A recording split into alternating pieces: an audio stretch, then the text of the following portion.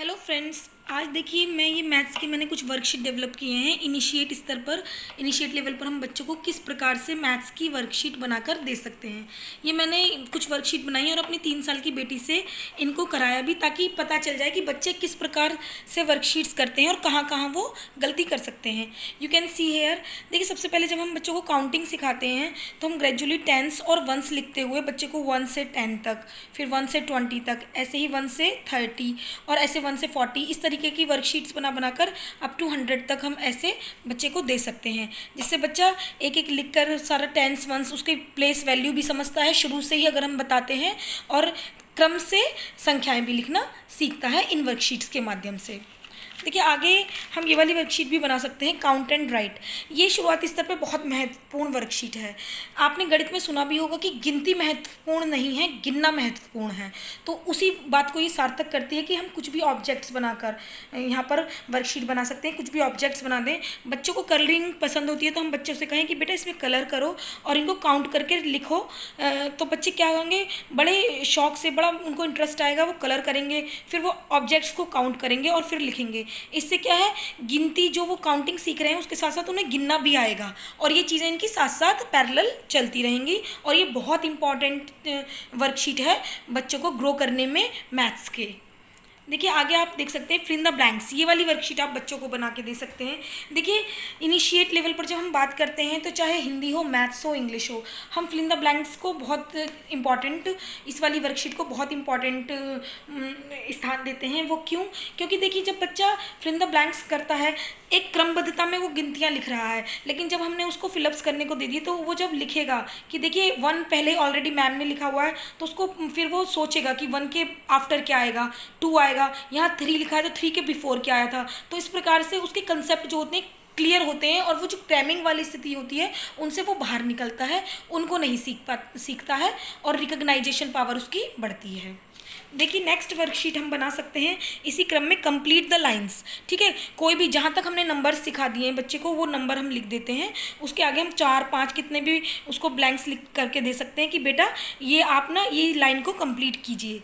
ये देख सकते हैं आप, मैंने अपनी बेटी से ये लाइंस कंप्लीट कराई हैं। एक उनको कोई भी नंबर दे दिया और वो बच्चा आगे वो पूरी लाइन को कंप्लीट करेगा। इससे क्या होगा कि जो बीच में 1 से 100 तक की जो गिनतियां हैं वो बीच बीच में से भी बच्चा सीख जाएगा, कि कहीं से भी आप पूछो तो बच्चा बता पाएगा। देखिए, शुरुआती स्तर पर जब हम वर्कशीट्स की बात करते हैं तो बिगर और स्मॉलर का जो कंसेप्ट है वो भी हमारा इसी लेवल पर शुरुआत में ही हम बच्चे को सिखाना शुरू कर देते हैं। You can see here. देखिए, इस प्रकार की वर्कशीट हम बना सकते हैं बच्चों के लिए। ये मैंने बनाई और अपनी बेटी को दी। उसने बहुत, मतलब उसको बहुत इंटरेस्ट आया इस वर्कशीट को करने में, और सभी बच्चे इसमें इंटरेस्ट लेंगे क्योंकि उनको कलर करना है। ठीक है, उनको ज़्यादा वर्क नहीं है, उनको रिकग्नाइजेशन करना है। ठीक है, आप पहले ऑब्जेक्ट्स दिखाइए, उनको बिगर और स्मॉल वाला कंसेप्ट बताइए और फिर वर्कशीट पर बना दीजिए कुछ। देखिए, जैसे कि मैंने यहाँ ट्रीज बना दिए 2, ठीक है, 2 पेंसिल बना दी, बलून्स बना दिए, घर बना दिए, इस तरीके से कि बेटा जो बिगर है उसको आप टिक करिए और जो स्मॉलर है उसको सर्कल कीजिए। तो बच्चे बहुत इंटरेस्ट से इन वर्कशीट्स को भरते हैं, और इससे उनको बिगर और स्मॉलर वाला जो कंसेप्ट है वो शुरुआत से ही कंप्लीट होना शुरू हो जाता है, पता चलना उन्हें शुरू हो जाता है, वो रिकग्नाइजेशन शुरू कर देते हैं।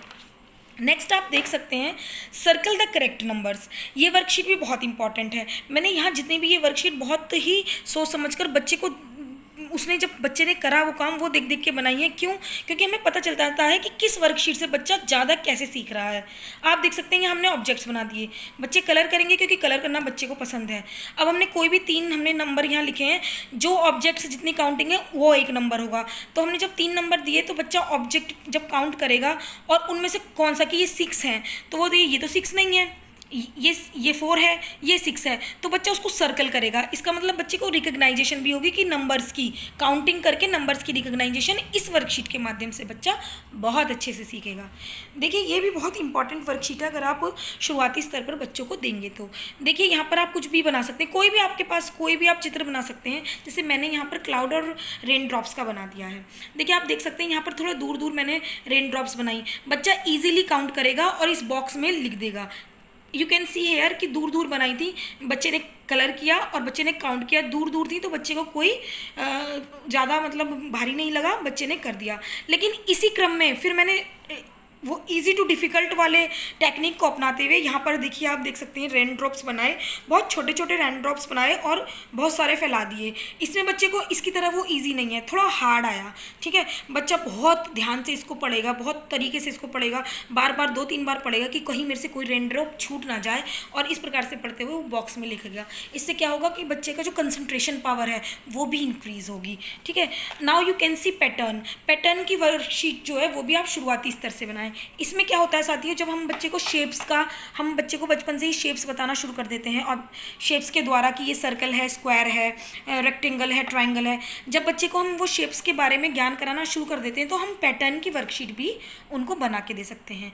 इससे क्या होगा कि जो हम आगे चल के जो रीजनिंग बच्चे करते हैं वो शुरुआत से ही अगर हम कराते हैं तो बच्चे को एकदम भारी नहीं पड़ता है। वो बच्चा पैटर्न शुरू से बना रहा है, बच्चा शुरू से ही रीजनिंग उसने शुरू कर दी है, सोचना शुरू कर दिया है, एनालिसिस करना शुरू कर दिया है। यू कैन सी हेयर, देखिए आप देख सकते हैं कि मैंने देखिए ये पैटर्न बना दिया कि सर्कल, ठीक है, स्क्वायर सर्कल स्क्वायर सर्कल। अब मैं बच्चे से हमने बोला कि बेटा देखिए आप ये एक पैटर्न चल रहा है, आप बताइए अब ये जो ब्लैंक है यहाँ पर क्या सर्कल आएगा या स्क्वायर आएगा। तो बच्चा खुद समझेगा कि अच्छा इसके बाद ये आ रहा था, इसके बाद ये, फिर ये, तो इसके बाद क्या आएगा, स्क्वायर ही आएगा। ठीक है, इस प्रकार से आप ये वर्कशीट बना सकते हैं। देखिए व्हाट कम्स आफ्टर, ये तो आप जानते हैं शुरुआती स्तर पर हम हर विषय में, चाहे वो हिंदी है, इंग्लिश है और गणित है, बच्चे को व्हाट कम्स आफ्टर हम देते हैं। आप देख सकते हैं ऐसे आप बच्चे को देते हैं। और जब भी आप ये काउंटिंग से रिलेटेड कुछ भी काम कराते हैं तो टेंस वंस, ताकि बच्चे से पूछते भी चलें कि बेटा वंस का इसमें 10 है तो इसमें ये वंस के प्लेस पर क्या है, टेंस के प्लेस पर क्या है, इस तरीके से पूछते चलें बच्चों से। व्हाट कम्स बिफोर, इसमें ही व्हाट कम्स बिटवीन आप दे सकते हैं। इस तरीके की वर्कशीट आप शुरुआती स्तर पर बना सकते हैं। देखिए कंपैरिजन में मैंने ये कंपैरिजन की एक वर्कशीट बच्ची को देने का प्रयास किया कि जो वो ग्रेटर देन और लेस देन होता है, इसको एकदम ना बता के हम कैसे बताएंगे कि बच्चे को जो अच्छा लगता है, कलरिंग उसको पसंद है, कुछ उसको ऑब्जेक्ट्स बना कर दे देंगे हम, और बच्चे से कहेंगे कि बेटा काउंट करो। बच्चा काउंट करेगा तो वो उससे ही पूछेंगे कि बेटा इनमें से ज़्यादा कहाँ है और कम कहाँ है। इस प्रकार से बच्चा ज़्यादा कम वो देख के बताएगा काउंट करके कि ये वाला ज़्यादा लग रहा है, ये वाला कम लग रहा है। अभी हम उसको संख्याओं के विषय में नहीं बताएंगे कि ये बड़ी संख्या या ये छोटी संख्या है, सिर्फ हम जो ऑब्जेक्ट्स हमने दिए उनके हिसाब से बताएंगे कि बेटा जो ज़्यादा होता है उसका फिर क्या होता है कि जब हम उसकी तरफ मुँह खोल देते हैं ये ऐसे साइन बना देते हैं। ठीक है, जहाँ बराबर होता है तो हम वहाँ पर ऐसे साइन लगा देते हैं। हम शुरुआती स्तर पर शुरू कर देंगे वर्कशीट इस तरीके की बनाना। और इसी क्रम में देखिए हम बैकवर्ड काउंटिंग भी बच्चे को दे सकते हैं। शुरुआत में कैसे दे सकते हैं कि हम 10 से 1 तक कराएं, ठीक है, फिर 20 से 1 तक कराएं, और फिर ग्रेजुअली 30 to 1, फिर 40 to 1, इस प्रकार से बैकवर्ड काउंटिंग।